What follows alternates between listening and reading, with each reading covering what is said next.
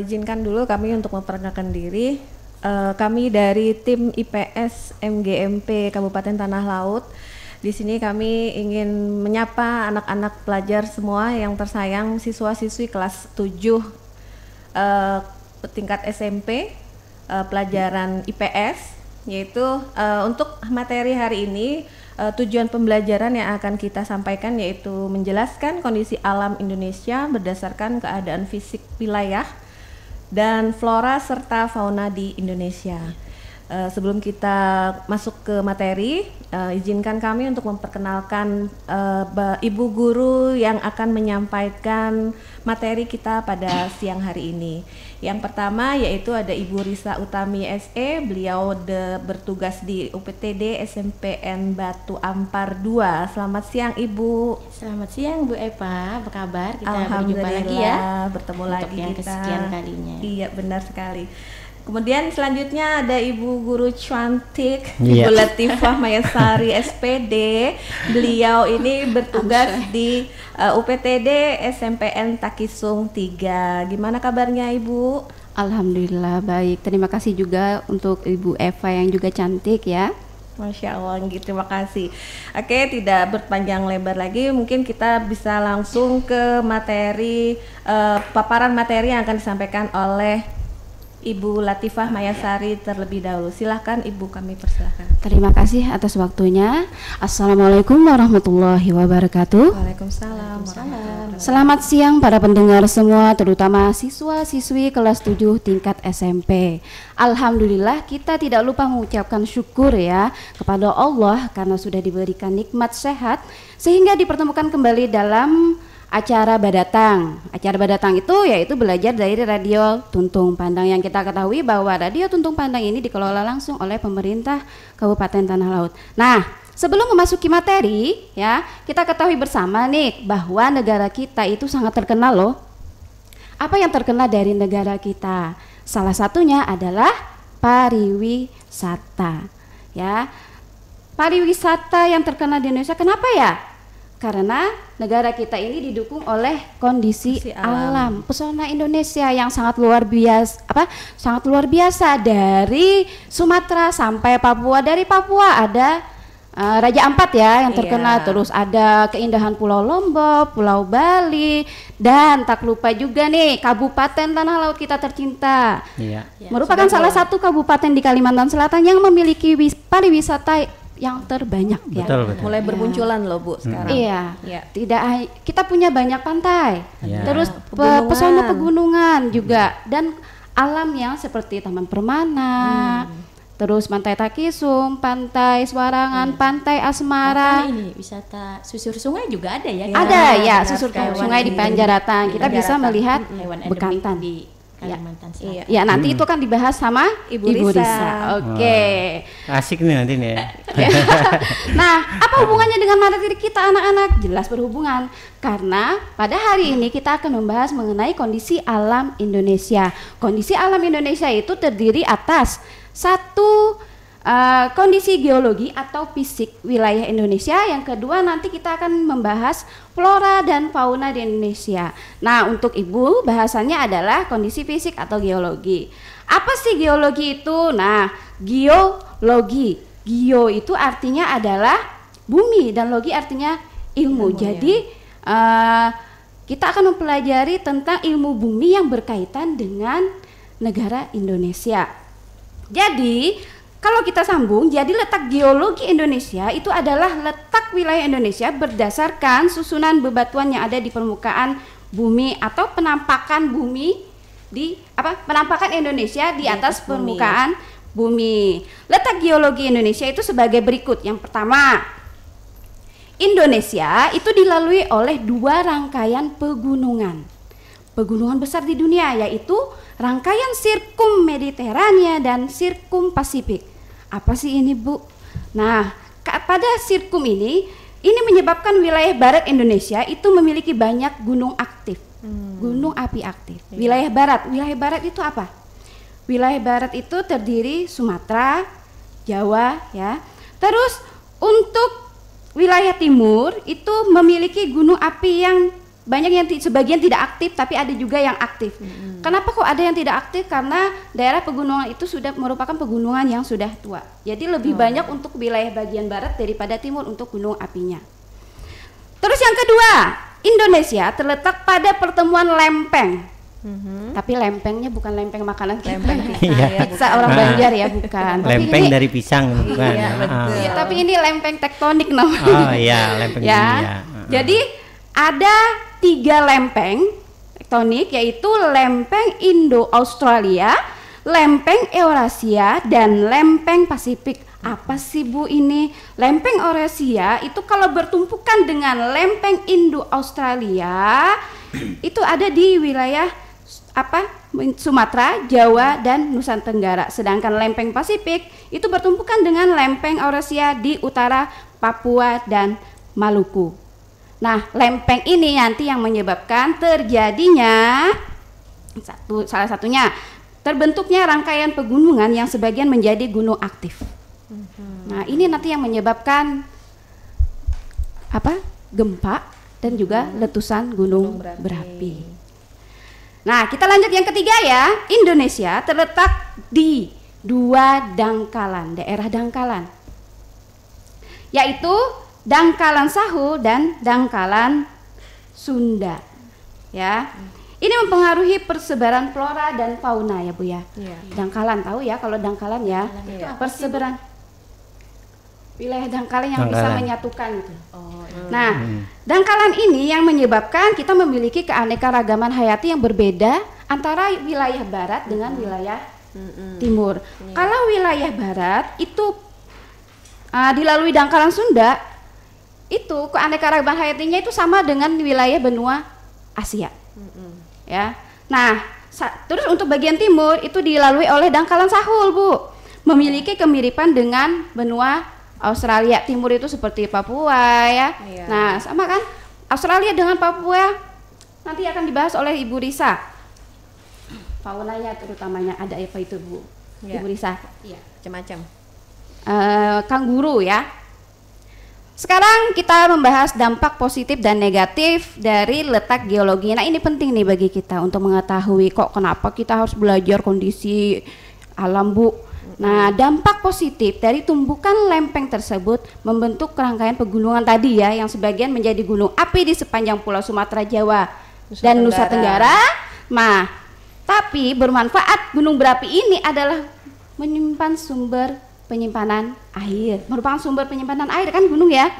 Mata air kita mengambil dari pegunungan. Terus menyuburkan tanah, menghasilkan bahan mentah seperti sulfur, emas, dan tembaga, menghasilkan material untuk bangunan. Ada juga nih objek wisata, ya. Terus menjalankan usaha perkebunan. Tapi ada dampak negatifnya. Apa, Bu? Dampak negatifnya, Bu? Gempa bumi. Ya, terus yang ditakutkan juga adalah sekarang gunung berapi. Oh iya, gunung berapi.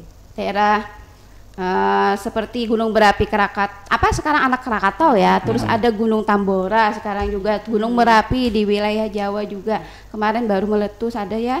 Tapi kalau di Kalimantan agak jarang Bu ya. Kenapa Bahkan Kalimantan? Kalimantan kok kenapa aman? Kenapa Bu? Karena kita tidak memiliki gunungnya tidak aktif. Gunung apinya tidak. Kita tidak memiliki gunung aktif. Oh gitu. Dan tidak aktif. Mungkin kita harus bersyukur karena Pulau Kalimantan tidak dilalui oleh Ring of Fire ya. Iya. Rangkaian pegunungan berapi tadi. Jadi alhamdulillah kita aman. Positif itu apa negatif Bu nanti Bu buat kita? Kalau buat kita tentu saya rasa positif ya. Artinya kita terhindar dari bencana. Walaupun mungkin dampak negatif, bukan negatif ya, mungkin agak kekurangan. Daerah kita tidak sesubur seperti di Pulau Jawa. Oh gitu ya. Ada positif, ada negatifnya juga. Iya. Kita tidak ada gunung berapi, jadi untuk sulfurnya itu kurang unsur haranya. Nah itu tadi ya. Terus dampak negatif dari gunung berapi tadi adalah mengakibatkan korban jiwa tadi. Pastinya. Korban jiwa. Terus banyaknya hewan dan tumbuhan yang mati. Terus ada kebakaran hutan dan hawa panas. Selain terbentuknya pegunungan dan gunung api, tumpukan antar lempeng juga menghasilkan fenomena gempa bumi. Jadi kalau ada tumbukan bertemu, itulah yang menyebabkan terjadinya gempa. Jadi lempeng nggak boleh ada dua Bu ya, nanti kalau ketemu bisa gempa. Benar sekali. Lempeng Jadi jadi kalau jalan ya. Apabila terjadi di wilayah daratan itu menyebabkan gempa yang kita rasakan, tapi kalau di lautan itu gempanya kita sedikit merasakan, tapi bisa menyebabkan terjadinya gelombang besar, yang itu nanti menyebabkan tsunami itu. Iya, benar sekali. Ya. Lanjut ya. Tadi guncangan tadi akibat apa menyebabkan apa tumpukan lempeng tadi gara-gara lempeng. Pertemuan lempeng. Lempeng tadi menghasilkan goncangan, akibatnya terjadi gempa yang membuat gerak tanah di dasar laut hingga menimbulkan gelombang tadi yang menyebabkan bencana tsunami. Oke, sekarang yang bahasan kedua dari kondisi fisik wilayah. Yang kedua, bentuk muka bumi. Kita ketahui negara kita adalah kepulauan. Ada 5 pulau besar. Ya, termasuk kita bangga juga nih kalau Kalimantan adalah salah satunya nomor 1. Nomor 1 terbesar. Setelah itu baru Sumatera, Papua, Jawa, Sulawesi, Jawa, dan Madura. Nah, kita memiliki pulau 13.466 pulau. Banyak. 13.000 ya. Terus wilayah kita itu terdiri atas daratan seluas 1.922.570 km persegi dan lautan seluas 3.257.483 km persegi. Terlihat kan? Berarti kalau lebih banyak luas lautan ya? Ya, lebih luas lautan daripada daratan. Makanya kita 70% ya mungkin ya, ya. Boleh Kalau ya, dilihat dari antara luasnya antara darat dengan lautan gitu. kurang lebih. Ya. jadi lautan itu adalah investasi Indonesia terbesar. Ya, hasil alam dari lautan juga termasuk kaya investasi terbesar. Benar sekali Bu Ibu. Nah, bentuk muka bumi Indonesia terbagi atas dataran rendah, dataran tinggi, bukit, gunung dan pegunungan. Nah, gunung dan pegunungan. Bukit dan pegunungan. Apa bedanya Bu tuh? Ya. Gimana nih Bu? Bedanya gunung dan pegunungan? Iya, gunung dan pegunungan. Ada yang bertanya. Kalau bukit itu lebih rendah. Lebih rendah. kecil, rendah. Dan banyak ya? Hah? Banyak nggak? Tidak, kalau mungkin pegunungan itu hampir menyerupai bukit mungkin ya Bu Latifah ya, tetapi dia berupa rangkaian. Rangkaian. Gitu. Jadi maka dikatakan sebagai pegunungan. Pegunungan. Kalau satu aja berarti gunung aja gitu Bu ya. Iya, gunung saja. Iya, oke lanjut. Kalau kita pegunungan ya, pegunungan Meratus namanya. Karena gunungnya katanya beratus-ratus. Di Pulau Kalimantan itu banyak sekali ya. Iya. Di Kalimantan Selatan salah satunya tadi yang disebutkan Pegunungan Meratus. Pegunungan Meratus adanya di Kalimantan Selatan. Iya. Oke. Iya, dari tanah laut sampai ke daerah Tanjung hulu sungai. Iya, Tanjung Tabalong, bahkan sampai ke Kalimantan Timur kalau nggak salah itu rangkaiannya. Iya, luar biasa ya. Luar biasa. Kaya dengan pepohonan, pohon-pohon ya, bisa ada. untuk flora dan faunanya sangat banyak. Itulah kita bersyukur ada tinggal di Indonesia karena kondisi alam Indonesia itu sangat menguntungkan. Jadi bisa-bisa kita aja lagi sebagai sumber daya manusianya bagaimana memanfaatkan sumber daya alam kita yang sangat kaya ini. Iya, betul sekali. Oke, anak-anak, kalau misalnya kalian punya atlas di rumah, kalian perhatikan ya pada peta fisiografi. Bagaimana sih Bu kalau cara kita membedakan bentuk muka bumi negara Indonesia? Lihat saja pada peta. Itu pasti ada perbedaan dari warnanya. Jadi kita melihat apakah kita itu termasuk dataran rendah, tinggi itu dilihat di peta aja, nggak usah jauh-jauh ke peta aja lihat. Kita termasuk apa sih Bu? Nah, dari simbol warna yang berbeda. Hijau itu artinya daerah perbukitan, terus kuning itu daerah dataran rendah, jingga, oranye ya. Orange. Yeah, orange. Itu dataran tinggi dan coklat itu daerah pegunungan. Jadi gitu aja lihatnya kalau ke peta ya. Ada tandanya Bu ya? Ada tandanya. Kalau Kalimantan Selatan itu saya lihat kuning, hijau, biru itu pelangi. kuning, hijau. Nanti didominasi oleh warna hijau ya. Hijau. Iya, karena kita memang dataran ada daerah perbukitan dan dataran rendah. Iya. Sekarang yang ketiga bahasannya adalah kondisi iklim Indonesia. Nah, anak-anak tahu kan kondisi kalau iklim kita itu adalah iklim tropis. Jadi kenapa kok jadi iklim tropis? Kita berada pada lintang yang memang berada pada lintang untuk daerah tropis. Indonesia itu memiliki ciri iklim tropis adalah suhu udaranya yang tinggi itu sepanjang paling minimal itu tahun sekitar 27 Celcius. Derajat Celcius. Derajat Celcius. Iya. Tapi paling panas itu sampai ada yang 30 dan 34 ya. Tapi jarang-jarang juga. Itu pun biasanya terjadi di musim kemarau. Kemarau, iya. Di daerah iklim tropis tidak ada perbedaan yang jauh antara suhu pada musim hujan dan musim kemarau. Karena musim hujan pun kadang panas juga. Terasa lembab ya Bu ya. Iya, betul. Secara umum keadaan iklim Indonesia itu dipengaruhi oleh 3 jenis ya, yaitu iklim musim, iklim laut, dan iklim tropis. Oke, sekarang gambarannya nih, apa sih iklim musim? Itu dipengaruhi oleh angin musim yang berubah setiap periode waktu tertentu. Biasanya satu periode perubahan itu adalah 6 bulan. Nah, kita ketahui katanya 6 bulan Bu. Kalau 6 bulan berarti 6 bulan musim penghujan, 6 bulan musim kemarau. Terus yang kedua, iklim tropis terjadi karena Indonesia berada di daerah tropis tadi. Ya, suhu yang tinggi mengakibatkan penguapan yang tinggi dan berpotensi untuk terjadinya hujan. Makanya sering sekali kita ketemu hujan nih. Iya. Kemarin tiap hari ya Bu ya. Iya. Terus yang ketiga, iklim laut terjadi karena Indonesia memiliki wilayah laut yang luas sehingga banyak menimbulkan penguapan dan akhirnya juga menyebabkan terjadinya hujan. Banyak penyebab jadinya supaya jadi hujan ya. Ada 3 tadi ya. Kenapa Bu hujan terus Bu? Banyak penyebabnya. Ada kita iklim laut, iklim tropis, juga iklim musim yang menyebabkan terjadinya lebih banyak hujan. Nah, perubahan musim Indonesia itu dipengaruhi oleh pergerakan angin muson. Angin muson ya Bu. Angin muson itu ada 2. Ada angin muson barat itu bergerak pada bulan Oktober sampai April ya. Tekanan udara yang tinggi di bagian bumi utara, itu di utara itu adalah daerah kutub, jadi yang tekanannya adalah hawa dingin. Dan tekanan udara rendah di belahan bumi bagian selatan mengakibatkan perbedaan tekanan sehingga menimbulkan tiupan angin muson barat dari Asia ke Australia yang melewati Indonesia. Hal ini menyebabkan curah hujan yang tinggi, air melimpah dan tanah menjadi subur ya. Terus yang kedua adalah angin muson timur. Ini dari bulan Mei sampai September. Berkebalikan dengan angin muson barat ya. Terjadinya angin muson timur adalah disebabkan tekanan udara di belahan selatan. Berarti dari wilayah Australia. Maka Indonesia mengalami musim kemarau karena suplai airnya itu kurang dan tanah menjadi sulit untuk bercocok tanam. Oke, bahasan terakhir ya. Dampak negatif dan positif iklim di Indonesia. Dampak positif musim hujan.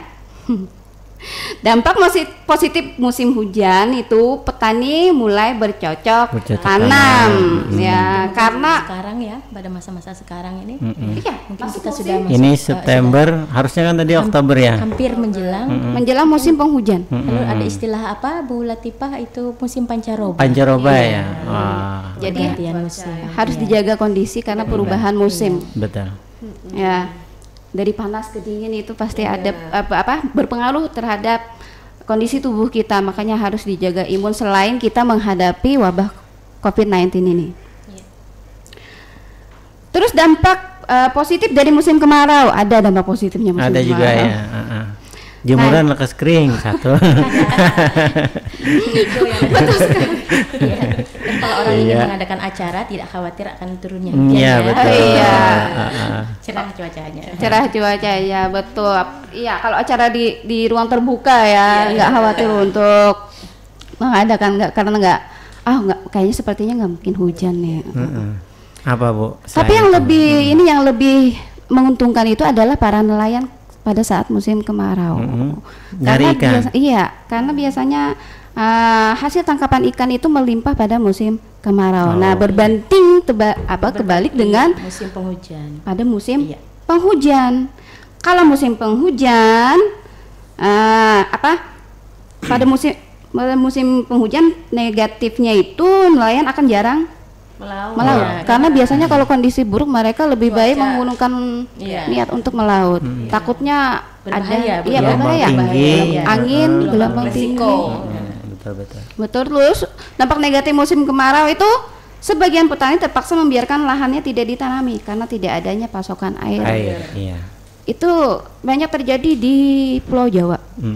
Tapi kita juga pernah ya, kalau tidak salah 2 tahun yang lalu kemarau panjang. Kita mengalami kemarau panjang sampai beberapa bulan dan hampir merata di seluruh gagal panen wilayah. Karena itu padinya bahkan kebutuhan air bersih pun kita sangat sulit ya. Saya lihat betul waktu itu kita membeli air ya Bu ya. Nah, luar biasa air itu sampai beli itu tidak di kota, tidak di desa ya. Kalau saat itu air bersih kita pasti betul sekali. Bisa mengingatkan. Jadi flashback lumayan. Oke, kita lanjut.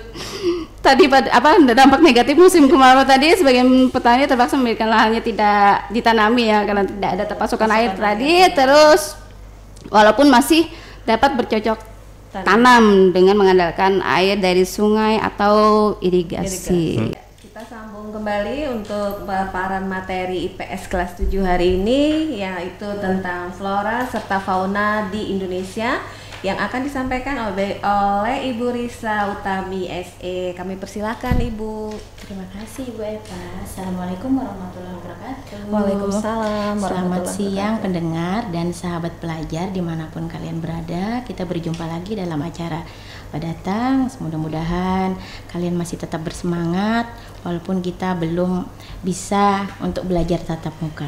Betul. Materi yang akan Ibu sampaikan pada hari ini tadi melanjutkan materi yang sudah disampaikan oleh Ibu Latifah, yaitu flora dan fauna di Indonesia. Berdasarkan kondisi fisik yang sudah dijelaskan tadi, tentu ini nanti akan berpengaruh terhadap flora dan fauna di Indonesia. Flora itu adalah, mungkin anak Ibu kelas 7 mungkin masih suka terbalik mengatakan flora dan fauna. Flora itu adalah tumbuhan, sedangkan fauna itu adalah hewan. Gitu.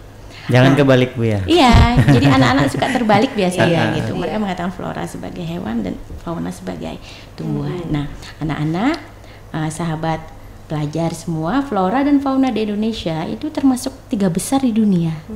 Jadi kita sangat bersyukur Indonesia itu berada di peringkat ketiga setelah Brazil, kemudian yang kedua adalah Zaire di Afrika. Iya, jadi kita memiliki 8.000 flora, sedangkan untuk faunanya ada 2.215 spesies yang dibagi dalam berbagai macam spesies fauna seperti mamalia, reptil, burung dan berbagai jenis kupu-kupu yang jumlahnya mencapai ratusan. Nah, jadi sangat banyak sekali Bu lah. Iya. Termasuk nih ibu-ibu pasti tahu ya. Ternyata tadi yang termasuk flora banyak sekali. Saya baru tahu ketika mengumpulkan tanaman tanaman itu ya, aglo, dikirain aglo itu cuma satu, ternyata banyak sekali. Pasti saya tahu Bu yang dikumpulin keladi. Ibu-ibu yang suka keladi saja jumlahnya itu ratusan ya. Nah itu. Betul Pak, keladi ternyata banyak sekali jenisnya. Iya, benar sekali. Flora tadi Bu ya, flora ya. Flora. Emak-emak tahu banget. Iya. Nah, sekarang yang akan kita bahas adalah persebaran flora di Indonesia. Kita tahu persebaran flora di Indonesia itu terbagi menjadi 2 kelompok besar. Kenapa terbagi menjadi 2 kelompok besar? Karena berdasarkan ciri-cirinya, ciri-ciri tumbuhannya. Ada yang berdasarkan kelompok Indo-Malayan. Kenapa dikatakan Indo-Malayan? Karena tumbuhan ini hidupnya atau berkembang biaknya tumbuh itu adalah di negara-negara benua Asia. Seperti kita dengan negara tetangga kita, khususnya seperti negara Asia Tenggara yang berjumlah 10 negara itu. Ada identik, ada kesamaan floranya. Apa kesamaannya? Contoh, pohonnya tinggi, berdaun, lebat. Nah, hampir semua negara di ASEAN atau Asia Tenggara itu memiliki hutan hujan tropis. Kenapa bisa tumbuhannya menjadi tinggi-tinggi dan berdaun lebat? Karena curah hujan yang sangat tinggi. Sehingga memicu tadi tumbuhannya menjadi tinggi. Nah, bagaimana dengan yang di Indonesia bagian timur? Indonesia bagian timur ini dikatakan sebagai Indo-Australian. Kenapa dikatakan Indo-Australian? Karena kecenderungan tumbuhan atau floranya tadi itu mirip dengan flora yang tumbuh di benua Australia. Coba perhatikan, benua Australia itu tidak ada tumbuhan yang berbatang tinggi, berdaun lebat. Mereka rata-rata seperti perdu, semak belukar, kemudian berbagai macam jenis lumut. Mereka terkenal dengan gurun savananya, padang rumput yang sangat luas. Nah, kalau kita perhatikan seperti di Indonesia bagian barat, Papua, Nusa Tenggara juga itu kan Iya. untuk yang Iya. padang kuda itu. ya padang kuda itu, atau Pulau Komodo, lihat, nah tumbuhannya Lihat tidak ada yang tinggi kan, Iya. seperti itu. Berbagai macam jenis rumput dan belukar saja. Nah, selain ciri-ciri tadi juga terdapat berbagai macam jenis rotan di Indonesia bagian barat atau Indo-Malayan tadi.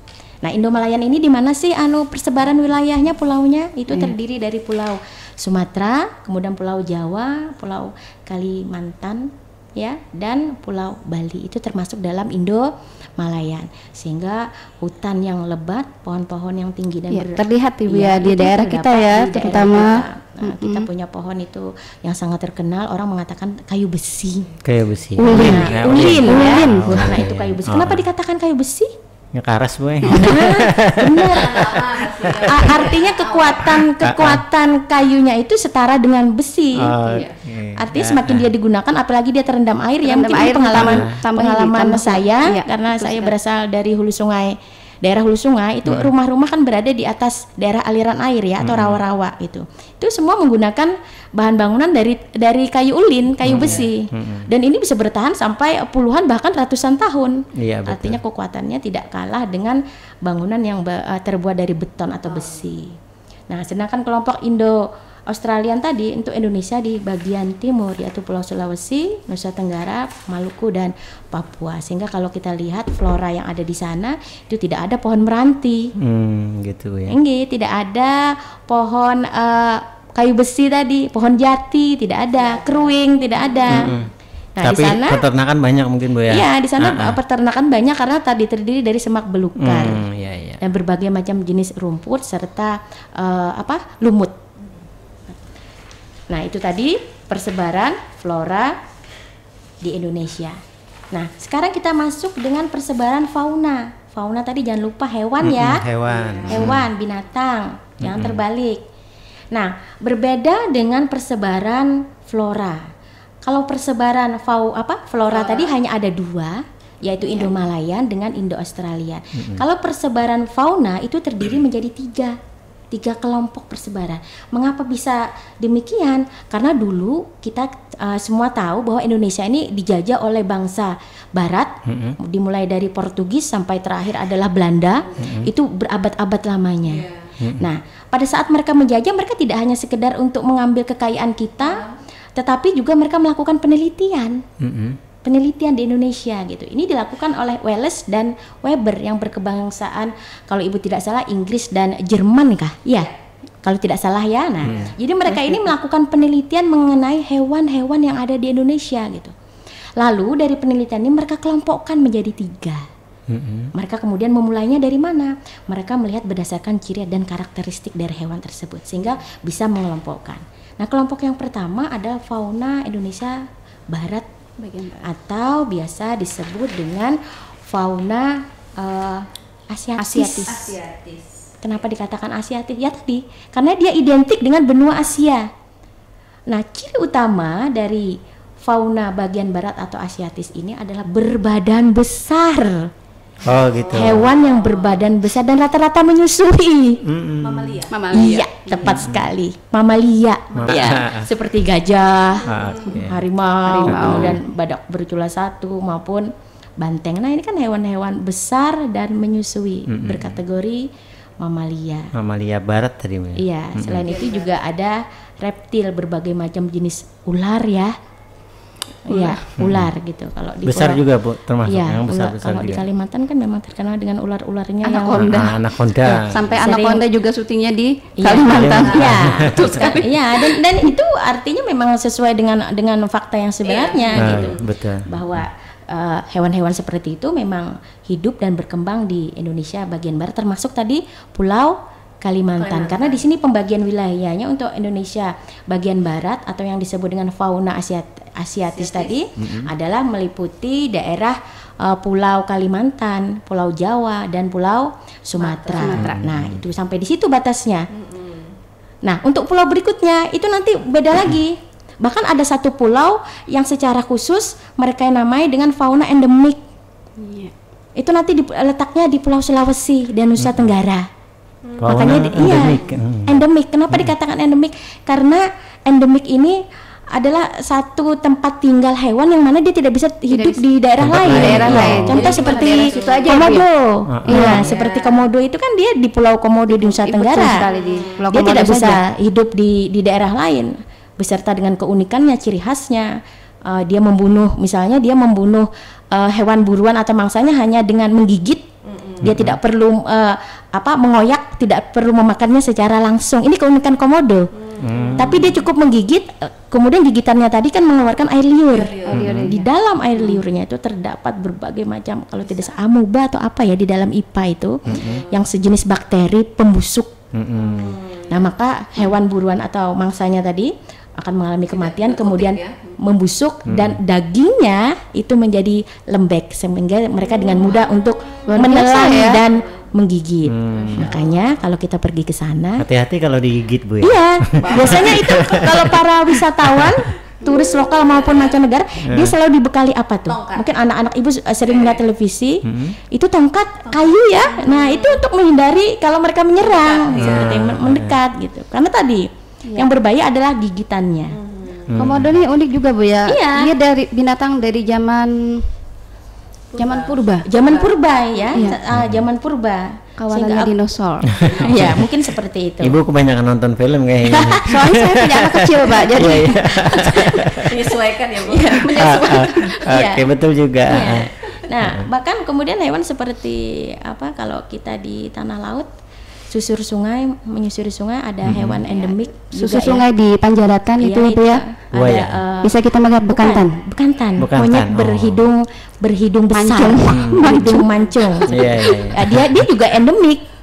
Artinya dia tidak bisa hidup di daerah lain, makanya dia kemudian dijadikan ikon Kalimantan Selatan. Seperti itu. Harus punya tempat khusus dia. Iya, harus punya tempat khusus di rawa-rawa yang penuh dengan pepohonan. Buah.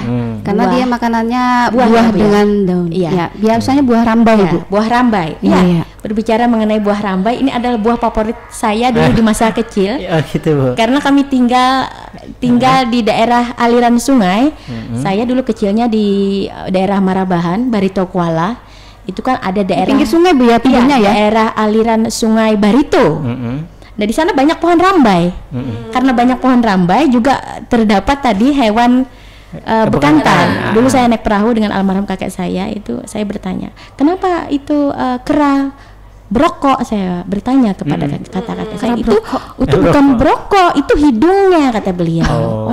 Panjang berarti saking ya. panjangnya, saya pikir ada kera yang merokok. Ternyata itu ada pengalaman masa kecil saya. Tentu mungkin anak-anak sekarang ibu berharap nanti suatu saat bisa kita pergi ke susur sungai Panjaratan yang supaya terdekat sekarang sudah ada. Iya, benar sekali. Nah, ya kita lanjut ya pendengar dan sahabat pelajar tadi.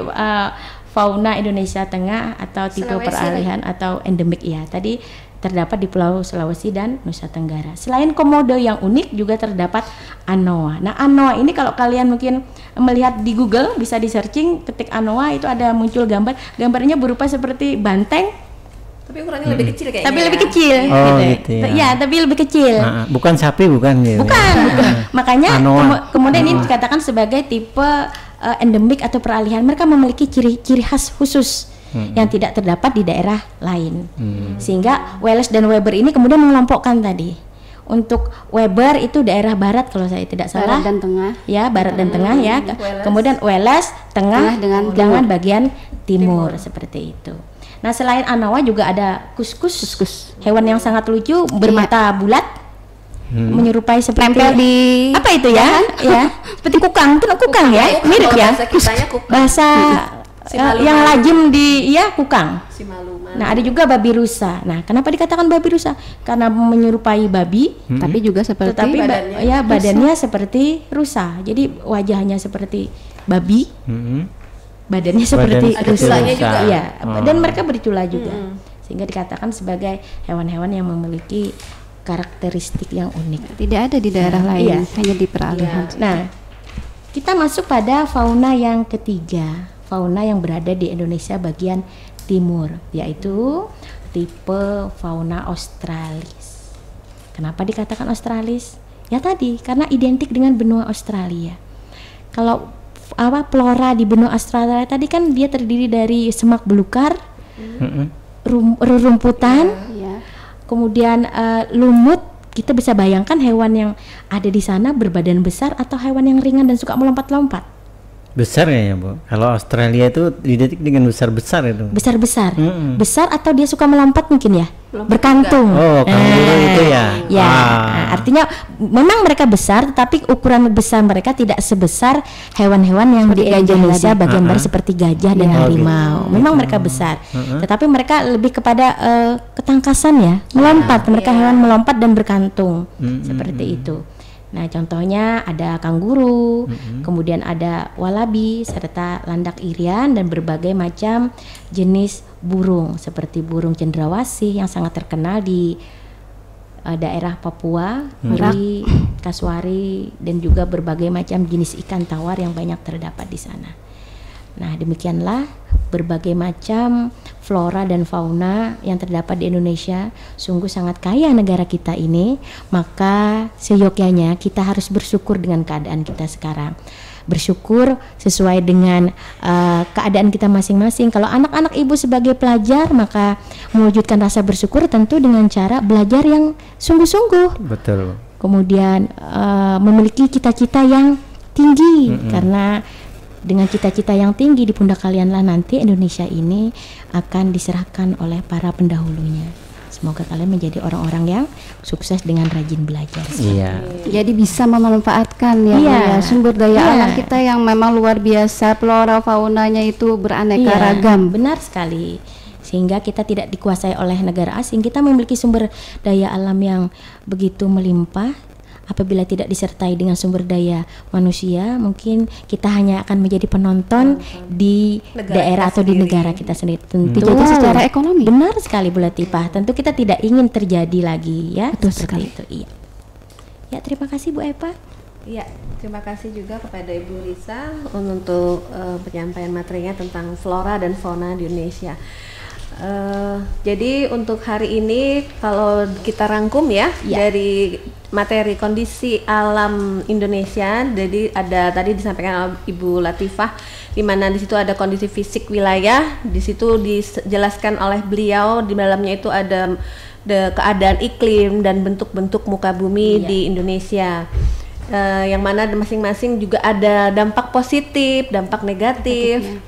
Dan yang baru saja kita dengar yang disampaikan oleh Ibu Risa Utami tentang keadaan flora serta fauna di Indonesia dengan beragam jenis dan spesies atau jumlahnya serta persebaran dari masing-masing jenis tadi, mulai dari bagian barat, timur, ya semuanya ada masing-masing punya ciri khas dan kelebihan, dan mungkin dari semua kekayaan itu kembali kepada manusianya kembali, yaitu sumber daya manusianya. Untuk yang kondisi alam atau fisik tadi, semoga saja dari kekayaan alam yang kita miliki tadi bisa dimanfaatkan dengan sebijaksana mungkin sehingga tidak merugikan banyak orang, dan dengan sumber daya manusianya yang lebih ditingkatkan, sehingga seperti yang tadi disampaikan oleh Ibu Guru semua tadi, jangan sampai kita mengalami penjajahan lagi tapi dengan beda versi, ya kan, penjajahan secara ekonomi. Jadi kita mempotensikan sumber daya manusianya sehingga bisa kita mengelola sendiri semua kekayaan alam yang sudah kita miliki. Ya, semoga pemaparan materi IPS kelas 7 untuk hari ini bisa membantu para siswa sekalian yang ada di rumah, yang tetap masih harus belajar di rumah kondisinya untuk saat ini, dan kita jangan lupa juga terus berdoa semoga pandemi ini segera berlalu dan kita kembali melakukan tatap muka atau sekolah secara offline ya, yang sangat dirindukan karena sudah menjelang hampir 2 tahun ini kalau 3 semester ya. Sudah terlalu lama, Bu. Sangat, Pak. Jadi sekarang Iya. kami kalau melihat jajaran bangku-bangku di sekolah itu Sedih ya, kangen Bu, ya. gitu. Iya, sedih dan kangen Dengan benar. tingkah laku mereka dan semua aktivitas yang Iya. biasa kita hadapi setiap hari. Iya. Dan menemui mereka dengan berbagai rasa gitu ya. Mm-mm. Akhirnya sekarang kita hanya bisa menatapi bangku-bangku itu. Bangku-bangku kosong itu ya kan. Ya, dan ya itu tadi untuk semua guru dan siswa yang ada di Tanah Laut khususnya jangan kendor semangat, tetap semangat. Iya, betul. Belajar dari manapun bisa tanpa harus tetap muka misalnya. Tapi tetap kami menginginkan mewakili teman-teman ya. Iya. Semoga keadaan ini kembali normal ya, Betul. seperti semula. Oke. Mungkin itu saja dari kami tim MGMP IPS Kabupaten Tanah Laut untuk hari ini. Semoga bisa bermanfaat. Kami mohon maaf apabila ada kesalahan dalam penyampaian. Kami akhiri. Assalamualaikum warahmatullahi wabarakatuh.